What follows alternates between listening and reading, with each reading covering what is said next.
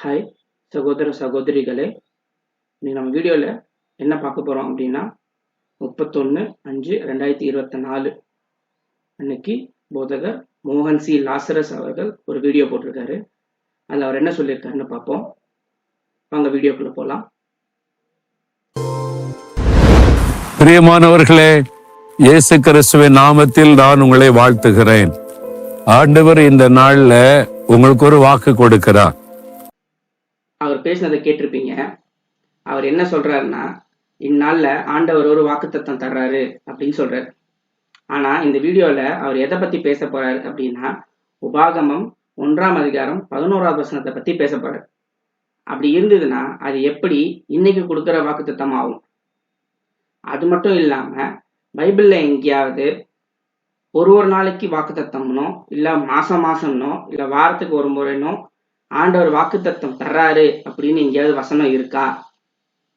அப்படி நம்ம வேதத்தை ஆராய்ஞ்சு பார்த்தோம்னா அது மாதிரி ஒரு வசனம் இல்லவே இல்லை. அப்படி இவர் சொல்ற ஸ்டேட்மெண்ட்டை பார்த்தீங்க அப்படின்னா இவர் சொல்றது தவறான ஸ்டேட்மெண்ட். மாதத்தின் கடைசி நாள்ல வந்துட்டோம். இந்த மாதம் முழுவதும் ஆண்டவர் அற்புதமாய் நம்ம நடத்தி வந்திருக்கிறார். கடைசி நாளை காண செய்திருக்கிறார். நாளைக்கு ஒரு புதிய மாதத்திற்கு செல்ல போகிறோம்.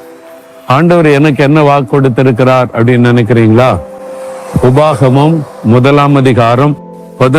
வசனத்தில் ஆண்டவர் சொல்லுகிறார், நீங்கள் இப்பொழுது இருப்பதை பார்க்கிலும் 1000 மடங்கு அதிகமாகும்படி கர்த்தர் உங்களை ஆசீர்வதிப்பாராக. ஆண்டவர் உங்களை 1000 மடங்கு ஆசீர்வதிக்க விரும்புகிறார். 2 மடங்கு ஆசீர்வாதம் கேள்விப்பட்டிருக்கீங்கல்ல? யோபுவை கர்த்தர் 2 மடங்காய் ஆசீர்வதித்தார் என்று.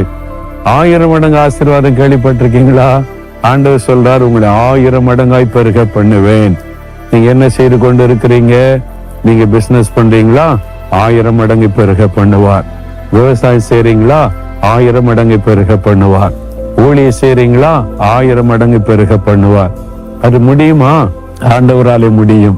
அவர் பெருக பண்ணுகிற தேவன், 1000 மடங்காய் பெருக பண்ணுகிற தேவன். அதாவது இப்ப பேசுனதை கேட்டிருப்பீங்க.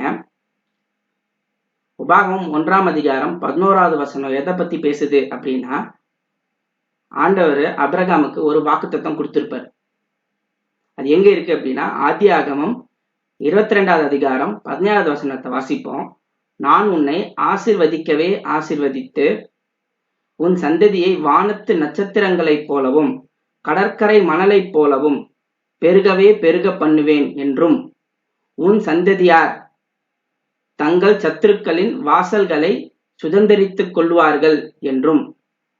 அதாவது இந்த வசனம் எதை பத்தி சொல்லுது அப்படின்னா, ஆண்டவர் ஆபிரகாமுக்கு அவரோட சந்ததியை எப்படி பெருக பண்ண போறாரு அப்படிங்கிறத முன்கூட்டியே சொல்றாரு. அதை பத்தி தான் இந்த வசனம் சொல்லுது. ஆனா மோகன்சி லாசரஸ் என்ன சொல்றாரு அப்படின்னா, 1000 மடங்கு உங்களை பெருக பண்றாரு. பிசினஸ்ல, ஃபார்மிங்ல நீங்க ஊழியம் பண்ணீங்கன்னா அது 1000 மடங்கு பெருக்குவாரு அப்படின்னு சொல்றதா இவருடைய சொந்த பொருளை இங்க சொல்றாரு. இவர் சொல்றபடி பினான்சியல் ஆஸ்பெக்ட்ல இந்த வசனம் இல்ல. இவருடைய சொந்த கதையெல்லாம் சொல்றாரு. அது மட்டும் இல்லாம 2 மடங்கு ஆசீர்வாதம் பற்றி கேள்விப்பட்டிருக்கீங்களா அப்படின்னு கேட்கிறாரு. அதாவது 2 மடங்கு ஆசீர்வாதம் அப்படின்னு ஒரு டேர்ம் எங்கேயுமே இல்லை. இவர் புதுசா ஒரு டேர்மா, ஒரு டெர்மினாலஜியா உள்ள கொண்டு வர்றாரு. இது ரொம்ப ரொம்ப அபத்தமான ஒரு விஷயம். வாங்க இன்னும் என்ன சொல்றாருன்னு கேட்போம். உங்களுக்கு அவர் வாக்கு கொடுக்கிறார். விசுவாசிக்கிறீங்களா? நீங்க விசுவாசித்தா அந்த வாக்கு தத்தத்தின் ஆசீர்வாதத்தை நீங்க பார்க்க முடியும். இப்போ அதற்கு சில காலங்கள் கூட ஆகலாம். ஒரே நாள் 1000 மடங்கு அல்ல, சில காலங்கள் ஆகலாம். ஆனா தேவன் ஆசீர்வதித்து பெருக பண்ணி ஒரு நாள் 1000 மடங்காய் பெருக பண்ணுவார். இப்ப இயேசுடைய ஊழியத்தை பாருங்க. 78வது வருஷம் நாங்க 4 மாடியில ஊழிய ஆரம்பிக்கும் போது சொந்தமா ஒரு அடி நிலம் கூட கிடையாது. வாடகை வீட்டுல திண்ணையில தான் கூடி ஜபம் பண்ணினோம். ஒரு திண்ணையில தான் ஜபம் பண்ணி கொண்டிருந்தோம்.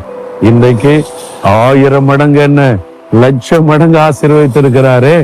அந்த இடங்கள், கட்டடங்கள் அதெல்லாம் பாருங்க, எவ்வளவு ஆசீர்வாதம். அவர் ஆசீர்வதிக்கிற தேவன், பெருக பண்ணுகிற தேவன். இவரு வசனத்துக்கு சொன்ன பொருளே அபத்தமானது.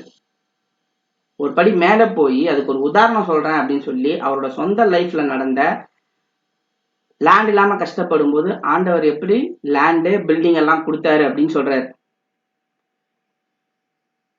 ஆண்டவர் சந்ததிய பெருக பண்றத பத்தி பேசினத இவரு பிசினஸ பெருக பண்ண போறாரு, பணத்தை பெருக பண்ண போறாரு, ஃபார்மிங்க பெருக பண்ண போறாரு, ஊழியத்தை பெருக பண்ண போறாருன்னு சொல்லி வேதத்துக்கு சம்பந்தமே இல்லாம வளர்ன்னு வளர்றாரு. சோ இந்த உலரல் மன்னனோட போதனைகளையும் இவரோட சபையையும் அட்டன் பண்ணாதீங்க.